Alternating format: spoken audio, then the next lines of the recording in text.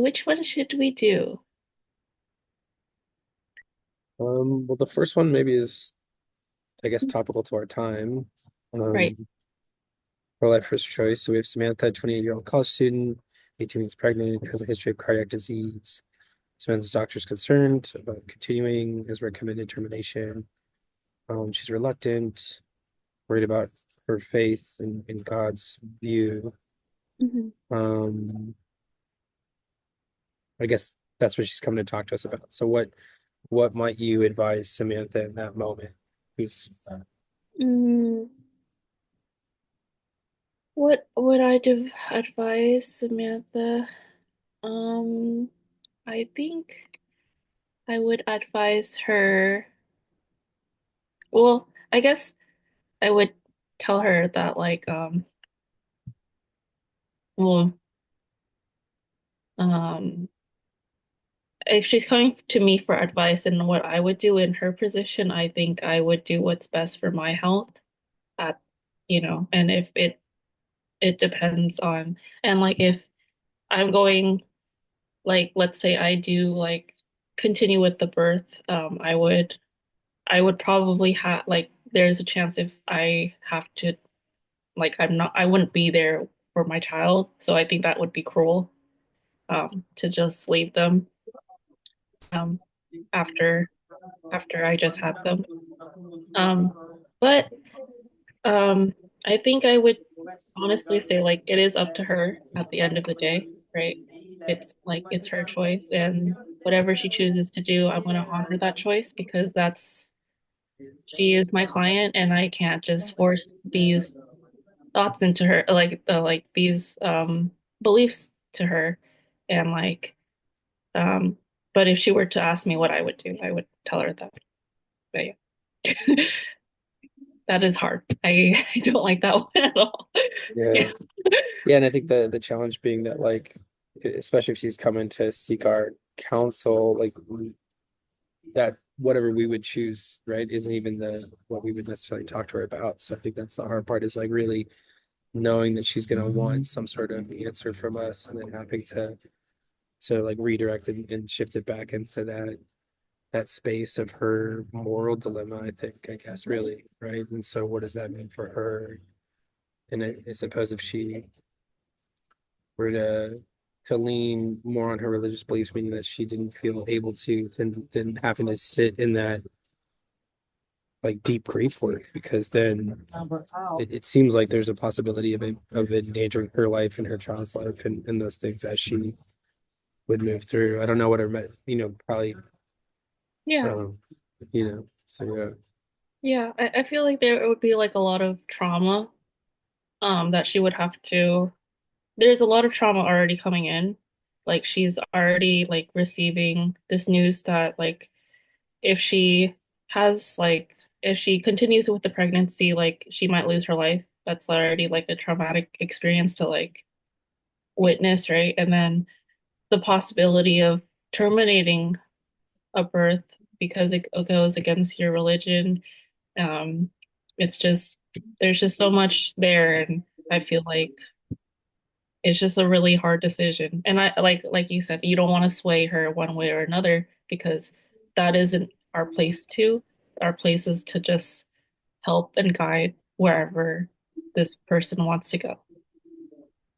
Yeah. Yeah, yeah. Yeah. I don't know. That one was really hard for me too when I was looking at it. But yeah, um yeah, I don't know. But I'm pretty sure we would have to do this one day. Like I can already imagine that scenario. Yeah. Yeah. Yeah. And then there's depending on what state we're practicing in, though we're getting licensed in California, it depends on a whole host of other questions and resourcing, right? Which is, yeah. Right. Yeah. Well, you want to pick the next one? Okay, I will pick the next one. Okay. Um, if you turn in, there's that one, there's a coworker one. You are in the belief, your patient has children. Um, You, I you're, will just bring in one piece because I think I missed this line in our first one, which is that Samantha believes that God will heal her, you know? yeah, And just makes me think of like Christian scientists have hold that belief and often don't seek medical care because of it. And I've had friends whose parents like didn't go through like cancer treatment because of that, you know? And so that's a I don't know why I didn't think of that. Like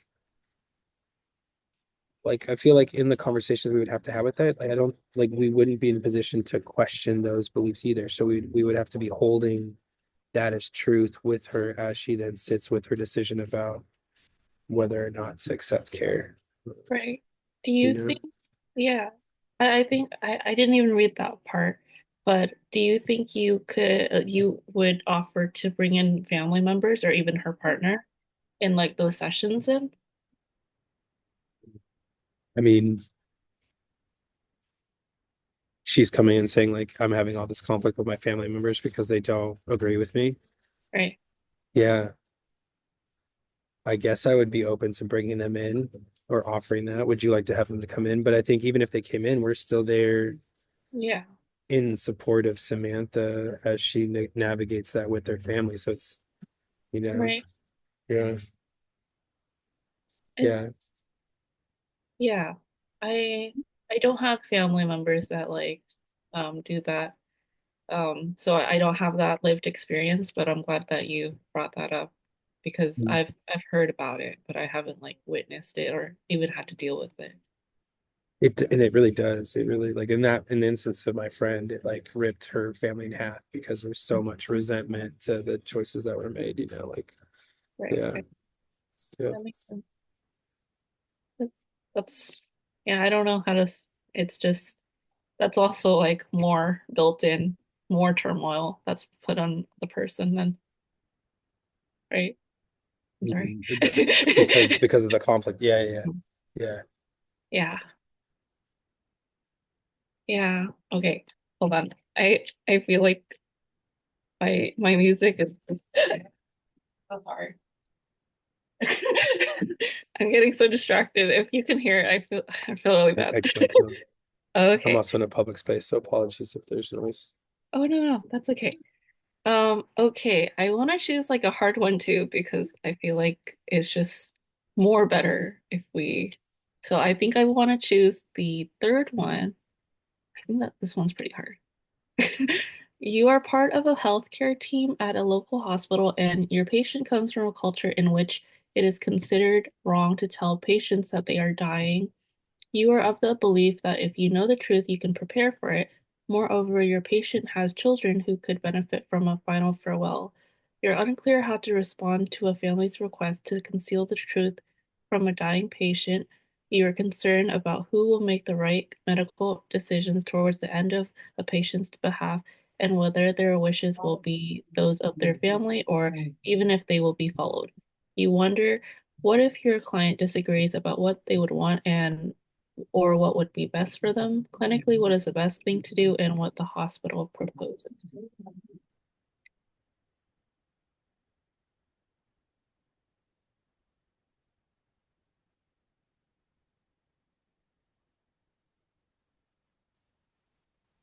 Yeah, there's some language in here that slightly confuses me, but it feels like when power of attorney happens, I imagine this comes up a lot, you know, and so even in cases where there's multiple children, only one of the like a person is given power of attorney, and that person gets to make final decisions, Hmm. you know, and so there's I'm sure a lot. Um, so in this case, your patient has children who benefit. So wait, so the patient doesn't want to, as far as we can tell, the patient doesn't want to reach out to the family, but you kind of you would want that for them. Is that what the situation is? I think it's that like um You know, the tr the family doesn't want you to tell the patient that they are dying. that they're dying. Yeah. Okay, I switched that. Okay. Well, wait, but if I'm part of that patient's team, like member, my Hmm. client's my client, and the family's not my client, I Right, right. guess. So I think in that sense, um, that's less of a ethical dilemma for me because I would want to do what's best for the client or whatever the client's wishes are. So if the client had, I don't know, had some sort of like my mind would go to like as an example, like DNRs, right? Which I know we wouldn't be, that's not our scope of practice, but if a client has a DNR and they go flat, like that's the situation, right? So I imagine if we were working in a hospice as part of our like intake assessment would be around conversations on that, like, how are we navigating this process and what kind of information do you want and what kind of like how what kind of I don't know I don't know why we would be holding this information as the counselor, but let's just say like yeah, I think some conversation around like information sharing Hmm. across their care team would be part of the agreements I would want to set. Right. I think what I'm imagining is, have you ever watched the movie The Farewell? The Far Oh my gosh. Ooh, should I look? What is this? Yeah. It's basically the question. It's like the grandma has cancer. Oh, I, I've seen this poster. Okay. Yeah, yeah. Yeah. And then like basically the family members just don't tell her. And Mm. like the main character is her granddaughter, and she's like very conflicted, and she's like, I want to tell her because if I were dying, I would want to tell, like I I would would want to tell know. someone. Yeah. Yeah. But basically, the belief here is that like if she never knows, she will live in bliss and in ignorance. Oh my God, I'm stuttering. Sorry. But like and then like it ends with like I don't want to spoil it, but like yeah, it just ends kind of ambiguously. But um, in certain cultures, I know in Asian culture, it's better to not tell, especially for elderly folk, because it might worsen their condition. Mm.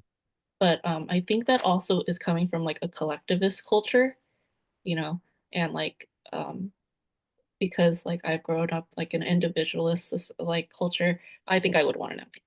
Like, yeah. Speak more to that because I'm curious how collectivism comes in, but then the idea of not um, the person ends up getting worse when they know Hmm. because they think of themselves as a burden on the family, or It could be what's the yeah. it could be that, or it could be like their mental health worsens because they're thinking about it, they're stressing about it every single day is like what should I eat, like what can I do, like I'm never going to get healthy. It's like all of these things that unravel, and like they're stressing about it, and that's why in like certain Asian cultures it's better to for them not to know. The belief is that it's better for the concept. Yeah, and this is like a family agreement, and like this is where Mm. like the collectivist culture comes in. Mm. Yeah. The what comes up when I hear that, and maybe this is part more in what the argument is, or Hmm. whatever the problem that we're working through, the ethical dilemma is around one would think that if you knew and were able to prepare, then you could do the processing work to, whatever, unburden or release if you're still holding things. Right, right. Yeah. Yeah. I think Mm. in that movie, she doesn't even know she has cancer. She just goes and like she just goes to the hospital, and they don't even know, like she completely does not know. I don't know if she gets treatment or not either, but like yeah. I think she does. Actually, I don't know. You should just watch it. It's been such a long time, but Yeah, yeah. It's just but a great still, yeah, yeah, it's interesting. Yeah, I didn't know yeah, that. I don't Hmm. I know that like when my mom was sick, we like and my grandparents like passed away like during when she was sick, we didn't want to tell her because we thought it would stress her out. And eventually she found out, right? Because we had to go to the funeral. But I think I think there's like that part of me where I was like, I don't know, like I want to tell her so much because it's like her parents, but also I don't. Like I don't want to give into like that belief. Like, what if it does make her worse? What if it does like, yeah. So yeah. Yeah. Yeah. Yeah. Well, yeah, that was a really good conversation. Um, Um, yeah, and I get a movie rec out of it. So it's that's it's true. awesome. It's two wins. Yay. Um, cool. So here, I'll go ahead and hit